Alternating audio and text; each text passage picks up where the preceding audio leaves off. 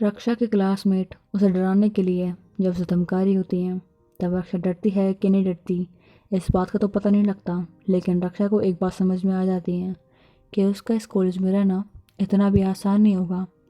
इसलिए रक्षा उनके सामने कुछ भी नहीं बोलती हैं। वो लड़कियां अपनी भड़ास निकाल के वहाँ से चली जाती हैं और रक्षा बस चुपचाप खड़ी रह जाती है। वो थोड़ी देर बाद अपने हाथ धोती है, अपने आप को मिरर में देखती है और फिर वहाँ से चली जाती है। वो क्लासरूम की तरफ जा रही थी और जब वो क्लासरूम की तरफ जा रही थी तो उसके दिमाग में सिर्फ एक बात चल रही थी, क्या मेरा यहाँ आना सही था? क्या मैं यहाँ पे रह पाऊँगी? पता नहीं, पर आई थिंक सो मैंने जो किया सही किया। और वैसे भी अब मैं फ़ैसला ले चुकी हूँ तो पीछे मुड़ नहीं सकती। चल रक्षा, तुझे करना होगा ये, चल। ऐसा बोल के वो अंदर जाती है। वो जा कर के सीधा अपनी जगह पे जाके बैठ जाती है। जो हमारी प्यारी सी नंदनी होती है वो पहले ही रक्षा को पूरी कॉलेज में ढूंढ चुकी होती है कि वो गई कहाँ पे। जब उसे लगता है कि शायद वो हेल्थ इश्यूज़ के कारण घर चली गई होगी, तो वो कैंटीन में जाके अपने फ्रेंड के साथ में आराम से बैठ करके खाना खा रही थी और इन्जॉय कर रही थी। वो रिलैक्स होती है, टेंशन फ्री होती है और आराम से इन्जॉय कर रही होती है। लेकिन जब वो खाना खा रही होती है तब उसके कानों में एक आवाज़ आती है उन लड़कियों की जो हंस रही होती है और बोल रही होती है, क्या डराया नहरों से? क्या उसकी तो हालत ख़राब हो गई होगी डर के मारे। वो तो शायद क्लास से बाहर भी नहीं आ रही है। क्या नाम था उसका? रक्षा। रक्षा कैसा नाम है अजीब सा। पहला तो नाम रक्षा और रिक्शा समझ में नहीं आता, पहले बोले क्या हम इसे। शायद रिक्शा बोलना ही ठीक रहेगा। ऐसा बोल के वो हंसती है, फिर कहती हैं, रक्षा का नाम तो रख लिया लेकिन फिर भी खुद की रक्षा नहीं कर पा रही है। देखा था वॉशरूम में क्या हालत हुई थी उसकी, डर के मारे कुछ बोल भी नहीं पा रही थी हमारे सामने। ऐसा बोल के वो हंस रही थी, हाई फाई दे रही थी और मतलब बहुत ज़्यादा हंस रही थी। जब ये बात नंदनी के कानों में पड़ती है तो पता नहीं क्यों उसे बहुत ज़्यादा गुस्सा आता है। वो खड़ी होती है, उन सभी की तरफ घूर के देखती है। वो लड़कियाँ जब भी अभी हंस रही थी वो सभी चुप हो जाती हैं और बोलती हैं, चल चल यहाँ से चल।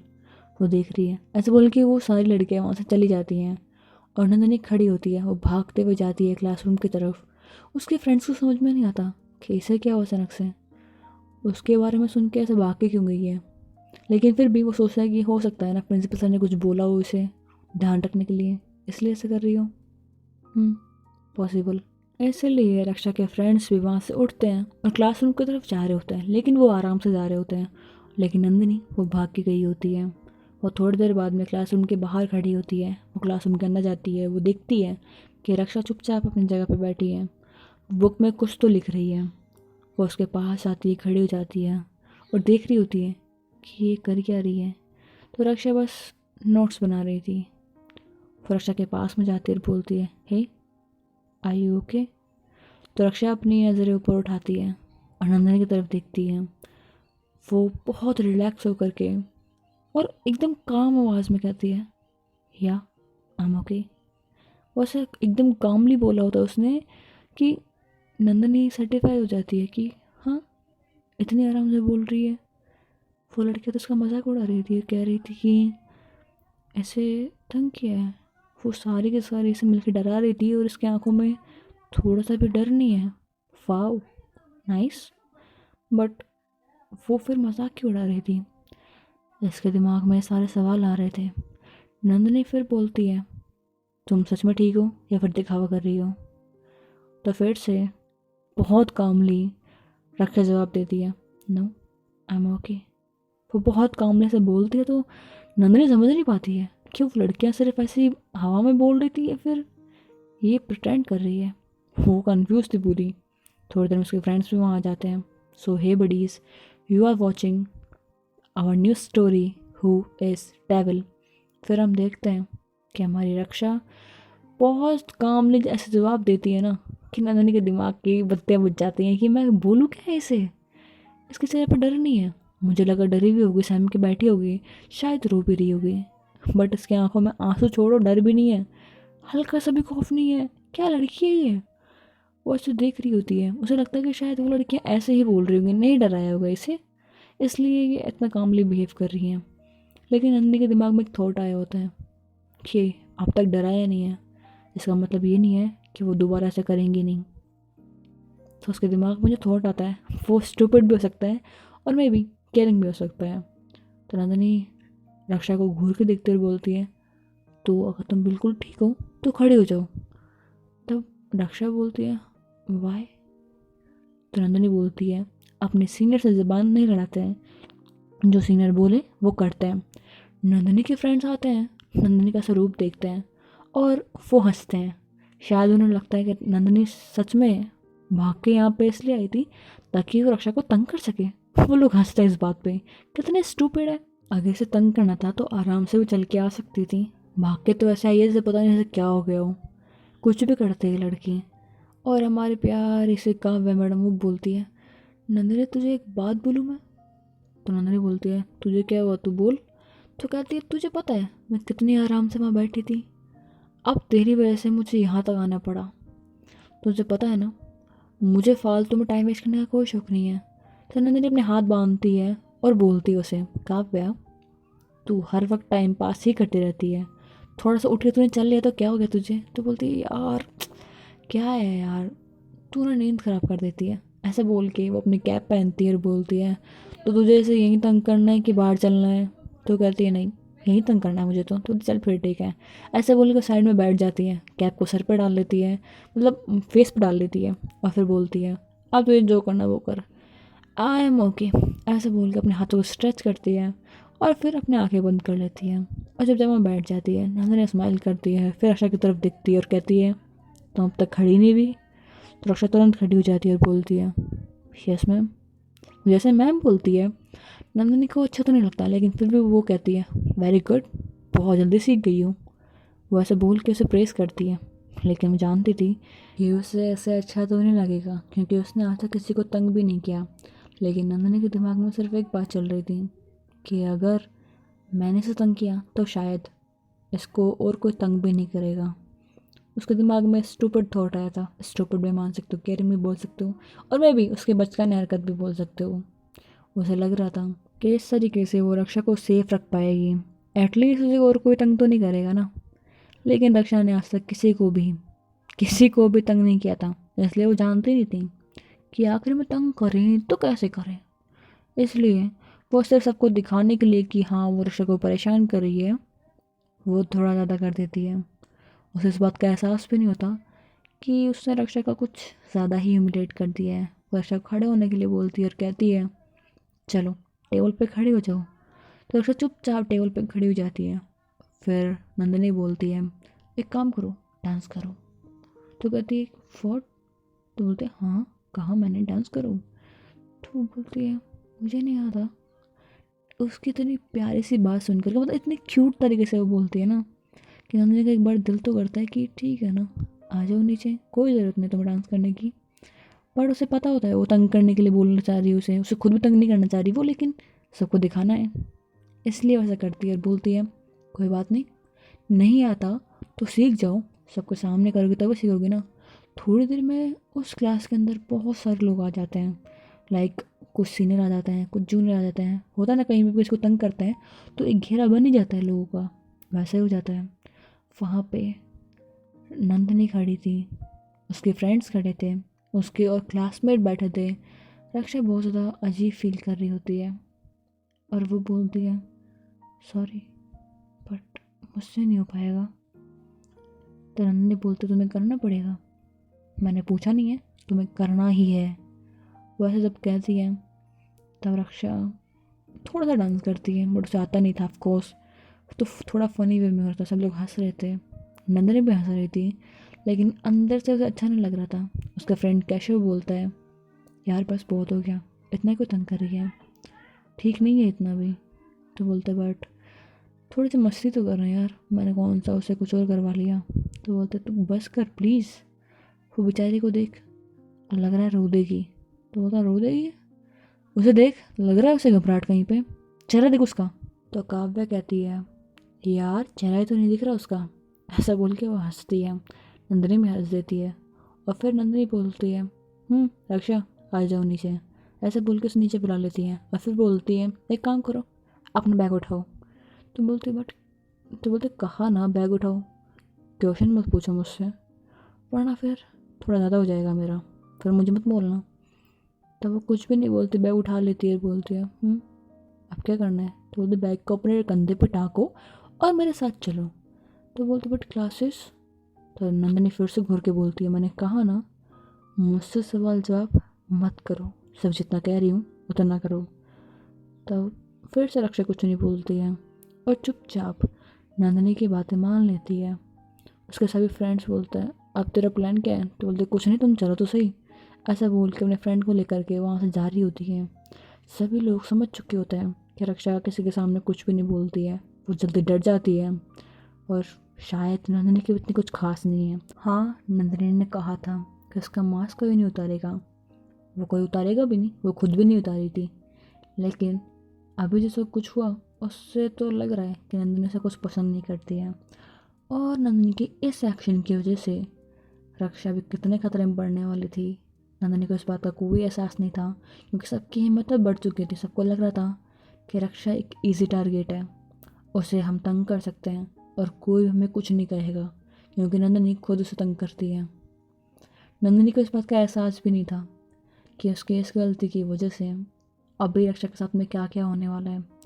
रक्षा जो किसी से कोई मतलब रखना ही नहीं चाहती थी, वो बस चुपचाप अपने कॉलेज जा कर के पढ़ के वापस अपने घर जाना चाहती थी। लेकिन उसे नहीं पता था कि कॉलेज आने के बाद में उसके साथ में ऐसा कुछ होगा।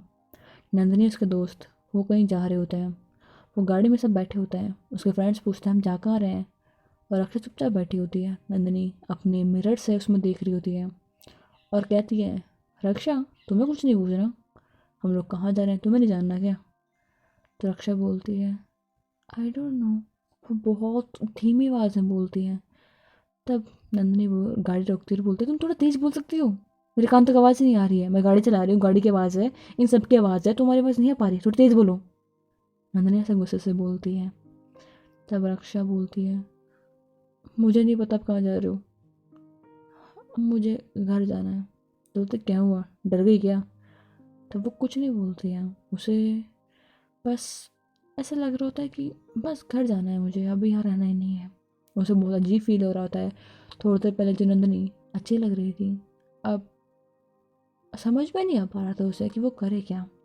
चुपचाप वहाँ बैठी थी और कुछ भी नहीं बोल रही थी। नंदिनी अपना सर पकड़ लेती है और बोलती है तुम्हें बोलना नहीं आता क्या? तुम्हें ऐसे कोई भी तंग करेगा तो तंग हो जाओगी क्या?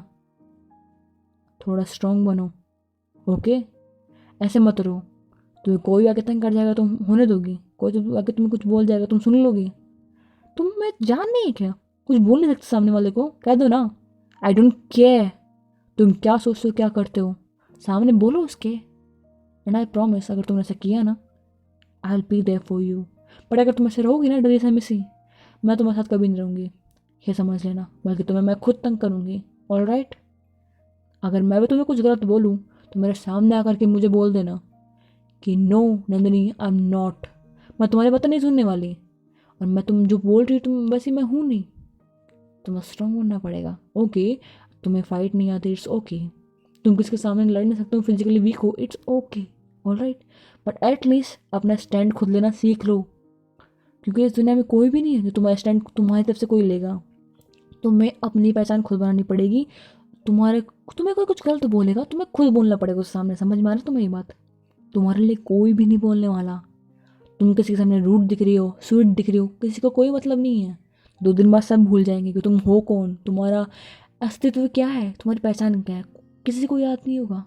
बट अगर तुम्हें कोई कुछ गलत बोलेगा उसके सामने तुम बोलोगी ना तो तुम्हारे सामने लोग डरेंगे। All right? हाँ मुझे पता है तुम बोलोगे मुझे किसी को डराना नहीं है, मत डराओ। बट जो तुम्हारे लिए गलत बोल रहा है एटलीस्ट उसकी आंखों में तुम्हारे लिए रेस्पेक्ट होनी चाहिए। समझ में आ रहा है तुम्हारी बात? नंदिनी इतनी गहरी बात बोल रही थी, ऐसे इंटेंसिटी से बोल रही होती ना कि रक्षा बस उसे देखते रहती बोलती है ओके आई गेट इट। वो फिर से स्लोली बोलती है। नंदिनी को गुस्सा आता है, बोलती है तुम्हें हो क्या गया? मैंने बोला ना कॉन्फिडेंटली लाउड ऐसे बोलो। एटलीस्ट अगर तुम फालतू बात ही बोल रही हो ना इस तरीके से बोलोगे सामने वाला तुम्हारी बात सुनेगा। बट तुम्हारे क्या है इतनी धीरे क्यों बोल रही हो? तो रक्षा बोलती है ये मेरी नेचुरल वॉइस है। तो कहती है अरे यार तुम्हारा कुछ नहीं हो सकता, वैसे हम मूवी देखने के लिए जा रहे हैं। मैंने मूवी टिकट बुक कर ली है, हम सब लोग जा रहे हैं, ऑलराइट। सवाल मत पूछो, मेरे दिमाग मत ख़राब करो, ये लड़की पहले मेरा दिमाग ख़राब कर चुकी है। वो ऐसा बोल के कार ड्राइव करने लगती है। नंदनी जो मुझे समझ में नहीं आ रहा था कि नंदनी है क्या। रक्षा हल्की से स्माइल करती है, हाँ फेस मास्क में दिखाई नहीं देती, बट उसके आपको समझ में आ रहा होता है। वो सोच रही होती है ये लड़की है क्या, थोड़ी देर पहले मुझे इतना ज़्यादा तंग किया, सबके सामने इतना ज़्यादा ह्यूमिलेट किया, बट अभी मुझे सुना रही है कि मैंने जब तंग किया तो मुझे क्यों कुछ नहीं बोला, मेरे सामने क्यों खड़ी नहीं हुई। तुम्हें कोई कुछ तंग करेगा तो तुम ऐसे क्यों करोगे। मुझे समझा रही है, हाँ गुस्से से थोड़ा, बट समझाने की कोशिश कर रही है। पता नहीं यार लड़की है क्या ये, शी इज़ डिफरेंट। आज तक जितने भी लोगों से मिली हूँ सबसे अलग है ये। वो अंदर अंदर स्माइल कर दिया, वो खिड़की से बाहर की तरफ देख रही होती है, और बस अंदर एक अच्छी फीलिंग के साथ में वो सोचती है कि शायद इतनी बुरी भी नहीं है कॉलेज, शायद इतने बुरे भी दिन नहीं जाएंगे उसके। हाँ हो सकता है कि यहाँ मुश्किलें आएँ, बट उसे पता है कि वो अब अकेली तो नहीं है। और ये सभी लोग थोड़ी देर बाद में सिनेमा के बाहर पहुंच जाते हैं। जब वे बाहर उतरते हैं तो नंदनी के फ्रेंड नंदनी को बोलते हैं तुझे क्या हो गया था, इतने गुस्से में समझा रही थी, और तू ये बात डायरेक्टली भी उसे कह सकती थी ना, तो तना घुमा फिरा के क्यों बोलती है। तो बोलते मेरी ऐसी आदत है, तुझे पता है मैं कैसे बातें करती हूँ, कैसे समझाती हूँ। तुम लोग तो मत पूछो कम से कम यार, तुम लोग मुझे जानते हो। तो बोलते अच्छा बाबा ठीक है, calm down, okay relax, okay relax, Nandini शांत हो जा। ऐसा बोल के उसे रिलैक्स करता है। नंदनी बोलती ठीक है। सब लोग वहाँ खड़े होते हैं, और फिर अक्षय बोलती है हम सब लोग यहाँ क्यों खड़े हैं। नंदनी उसके पास में आती है और कहती है लाउड बोलेंगी प्लीज़, आपकी आवाज़ हम तक पहुँच नहीं पा रही है, हमारे कान बोल रहे हैं, आप बोल क्या रही हैं उनकी समझ में नहीं आ रहा है। नंदनी रक्षा ये दोनों बातें कर रहे थे। केशव इन्हें देख रहा था, काव्य स्माइल कर रही थी और गाड़ी के सहारे खड़ी थी, और ये सभी ऐसे नॉर्मली ग्रुप बना के खड़े थे। बट नंदिनी जब ये सब कुछ बोल रही होती है उसे एक बहुत अजीब सी फीलिंग आती है, उससे एहसास होता है जैसे उसके पास में कोई तो अजीब एनर्जी है जो कि बहुत स्ट्रॉन्ग है, बट अच्छी नहीं है। उसे उस एनर्जी के रीज़न से, मतलब बोलते ना एक ऑरा होता है उस एनर्जी का, तो नंदिनी को फील हो पा रहा होता है। नंदिनी पता नहीं क्यों थोड़ा सा घबराती है। वो कहती है सब लोग अंदर चलो। रक्षा थोड़ा सोचती है कि क्या हो गया इस अचानक से, कि इतना वेट बिहेव कर रही है, मुझसे कुछ पूछ रही थी और अब अंदर जाने के लिए बोल रही है। पता नहीं हुआ होगा कुछ, शायद टाइम हो रहा होगा मूवी का, इसलिए ऐसे बोल रही है। वो सब लोग अंदर जाते हैं, सब लोग मूवी देख रहे होते हैं, लेकिन नंदनी वो अपने सर में हाथ दे रही होती है, अपने बालों को ठीक कर रही होती है, उसके पसीने आ रहे होते हैं। रक्षा से बोलती है आर यू ओके। तो बोलते हूँ मैं ठीक हूँ, तुम मूवी देखो ना, मैं ठीक हूँ। ऐसा बोलकर थोड़ा सा घबराई हुई लग रही थी। नंदनी आंखें बंद करती है ताकि वो खुद को शांत कर सके, लेकिन होता कुछ और ही है। जैसे वो अपनी आंखें बंद करती है, कुछ ही पलों के अंदर जैसे वो अपनी कुछ सोच में खो जाती है। वो अपनी आंखें बंद करके जैसे किसी दूसरी दुनिया में पहुंच गई हो। वो अपने सामने देखती है कि एक बहुत बड़ा सा रास्ता है, आसपास हल्के हल्के रेडिश और पिंकिश कलर में मिक्स कुछ हल्की सी लाइट है, और बाकी सारा अंधेरा है। वो वहाँ पे अपने आसपास देखती है, थोड़ा घबरा जाती है कि अचानक से मैं यहाँ पे कैसे आ गई। उसके दिल के अंदर घबराहट होती है। वो अपने हर जगह के देख रही होती है, उसके सामने पूरा अंधेरा होता है, वो बस हल्की हल्की सी रेड और पिंकिश मिक्स एक हल्की सी रोशनी वो जगह होती है। वो आगे बढ़ती जाती है, लेकिन जैसे कि एंड आ ही नहीं रहा होता। वो जगह बहुत बड़ी होती है, आप देखोगे तो आपको उसका एंड दिखाई देगा ही नहीं। उस पर बस चलते जाओ चलते जाओ। जो हमारी प्यारी सी नंदनी थी वो वहीं पे जा रही थी। वो जैसे जैसे जा रही थी थके जा रही थी, उसके सर से पसीना निकल रहा था, उसे समझ में नहीं आता वो कहाँ पे आ गई। अचानक से वो किसी चीज़ से टकराती है। वो वहाँ पे रुकती और देखती है कि वहाँ पे एक ब्लैक कलर की बॉल जैसी कुछ थी जो कि घूमे जा रही थी, हल्की हल्की हल्की हल्की। वो बिल्कुल डार्क पिच ब्लैक थी, क्योंकि इतने अंधेरे में भी उसे वो ब्लैक बॉल क्लियरली दिखाई दे रही थी। वो सारे अंधेरे से भी ज़्यादा गहरी थी। वो इतनी ज़्यादा ब्लैक थी कि उसे देख कर के वो भी डर जाती हैं। उसे वो छूने के लिए जा रही थी, वो जैसे उसे टच करने के लिए उसके क्लोज आ रही थी, उसके आसपास के इन्वायरमेंट बहुत ज़्यादा भारी हो रहा था। वो समझ में नहीं आ रहा था कि वो सांस लेने में उसे तकलीफ क्यों हो रही है। शायद वो इतना भागी है इसलिए। वो उस बॉल के हाथ लगाने जा रही थी, जैसे जैसे क्लोज आ रही थी और भारी हो रही थी। तभी उसे काव्या की आवाज़ सुनाई देती है। काव्या से बोल रही होती, नंदनी, नंदनी मूवी ख़त्म हो गई है, तू क्या कर रही है? नंदनी। नंदनी आंखें खोलती है और एक लंबी गहरी सांस लेते बोलते, क्या हुआ? ये क्या है? तो बोलते, क्या हो गया? तू इतना घबराई भी क्यों है? तुझे तो पसीना क्यों आया हुआ है? यार एसी रूम है, सॉरी एसी सिनेमा है, तुझे यहाँ पे क्या दिक्कत हो रही है? आर यू ओके ना? तो बोलता है हाँ मैं ठीक हूँ। हाँ मूवी ख़त्म हो गई? तो बोलता है हाँ पूरी मूवी ख़त्म हो गई, और तुझे क्या हो गया? उसके पास में रक्षा बैठी थी। रक्षा भी उसे अजीब नज़र से देख रही थी और पूछ रही थी, व्हाट हैपन, सब ठीक है ना?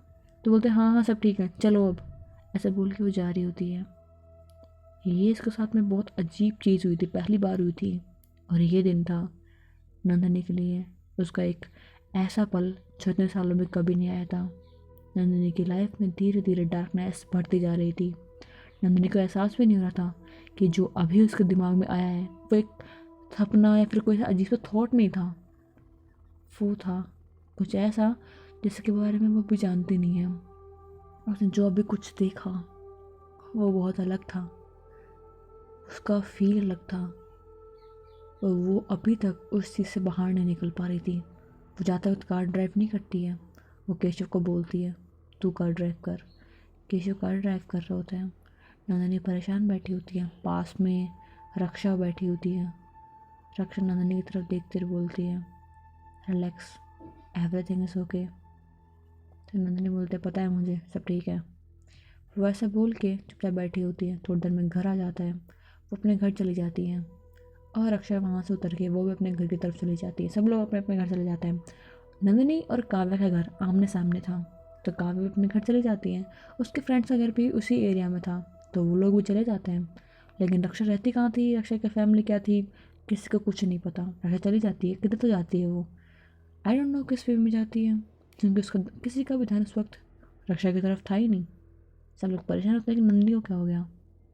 सो हे बडीज, होप सो कि आपको स्टोरी पसंद आई हो। अगर स्टोरी पसंद आई है तो प्लीज़ वीडियो को लाइक कर देना, चैनल को सब्सक्राइब कर देना। Thanks for watching, bye.